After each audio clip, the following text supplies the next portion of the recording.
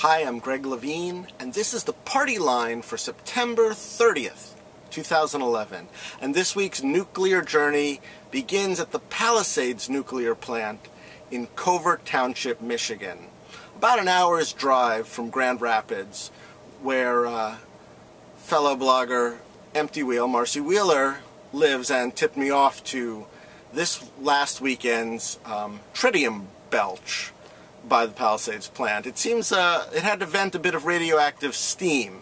Why did it have to vent a little radioactive steam? Well, the plant scrammed when an accident, not quite sure what, maybe somebody dropped a wrench, a piece of metal, fell on a transformer, caused it to arc, shut down an electrical system that was responsible for meters and valves. That's a DC electrical system, and that caused the plant to scram. It's a pressurized water reactor. Why that then caused the belch of steam, I can't give you an exact answer, and I can't tell you how much steam was belched or exactly how much tritium was there.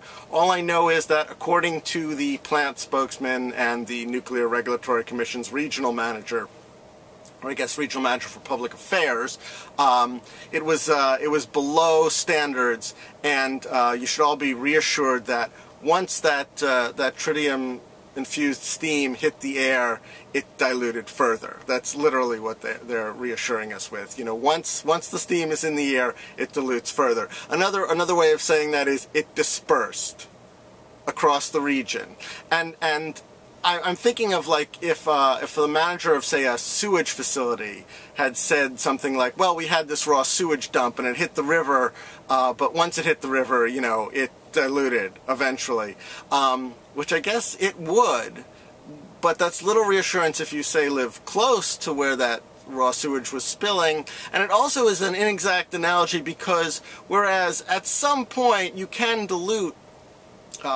bacteria, or you can dilute some poisonous chemicals to a point where they are not a danger to humans. It's not, you can't say that about radiation. There are no safe levels of radiation. It's all about risk factors.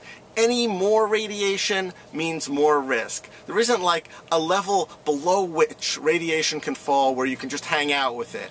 It's like 0 would be that level, actually.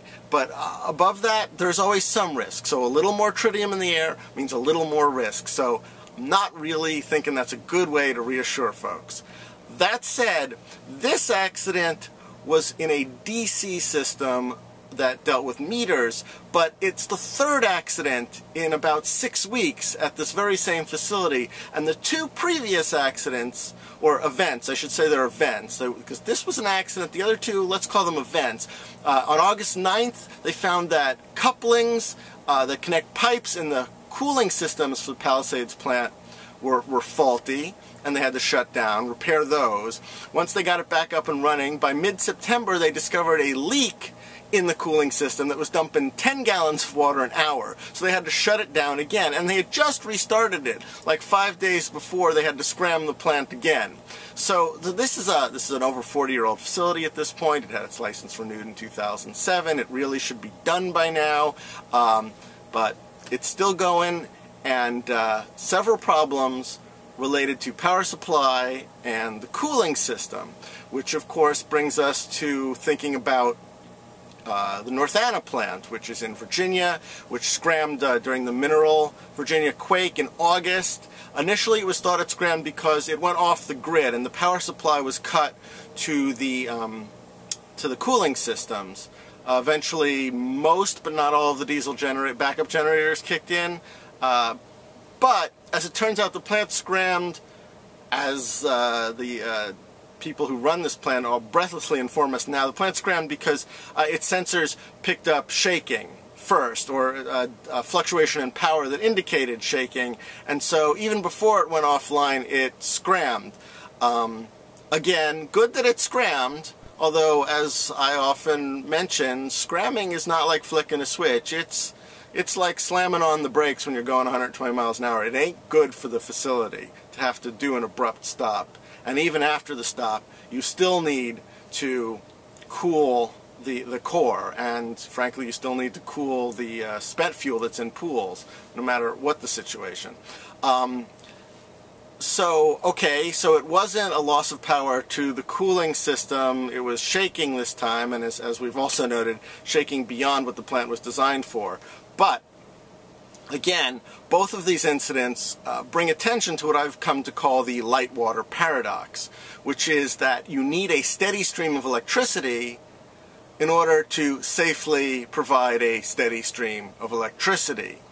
And it's kind of a perpetual motion machine joke, but it's a very distinct problem, which is that you need to operate this active cooling system, and that active cooling system needs energy to make it go. You need to pump water through the core to keep it cool. And again, I will stress, you also need to pump water into the spent fuel pools. Of course, we experienced problems like this in Japan, where the cooling systems failed after the quake and the tsunami, and we had meltdowns and melt-throughs in reactors at Fukushima Daiichi. I'll get to this in a minute, actually. That's not the only problem. Or it's only one aspect of the problem. There's all really the biggest news, frankly, of the week was a hearing, Nuclear Regulatory Commission, about permits to be issued for what is called Plant Vodal, which is in Georgia, and right now has 2 pressurized water reactors, and they would like to build 2 more pressurized water reactors. And the federal government has already provided loan guarantees to the tune of $8.3 billion, assuming they get permits to build these new reactors. And the review is a little more intense because there's actually a new design to these new reactors. The Vodal reactors are what are called, the proposed Vodal reactors are AP1000s. This design, it's a Westinghouse Electric design, it's also a pressurized water reactor, but it contains these innovations, let's call them. One is that there is a sort of dump tank stationed above the reactor core that contains water, cooling water, that in the event of emergency can be used to keep water in the containment vessel for up to, they say, 72 hours. And there will be no electricity needed because gravity will do the work and will just draw the water down into the core. The other thing is that the containment vessel around the core, rather than the combination of reinforced concrete with a metal liner, will be an all-steel affair. So theoretically it will dissipate some heat just through the convection. So this design, right off the bat, admits the flaw in all the light water reactor designs. And by the way, light water reactors make up 100% of the nuclear reactors in the United States. So right away it's saying, yeah, we've got this problem, you need electricity to make electricity safely in a light water reactor. So theoretically we're going to address it here by putting in 2 systems that don't require active power to keep the reactor cool.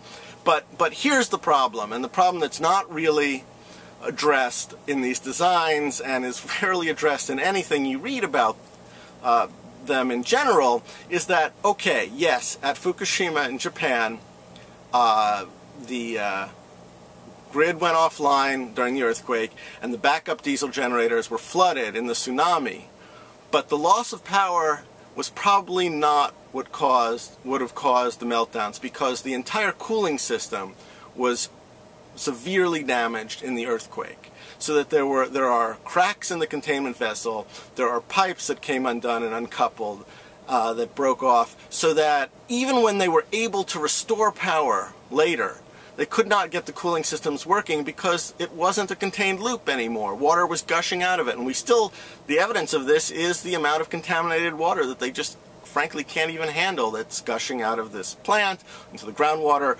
out into the sea. The system was damaged by the quake itself. So the loss of power, while that is something you do have to be aware of and take into account, is not the only problem. You also need a system that will withstand a large seismic event all by itself, regardless of the power issues.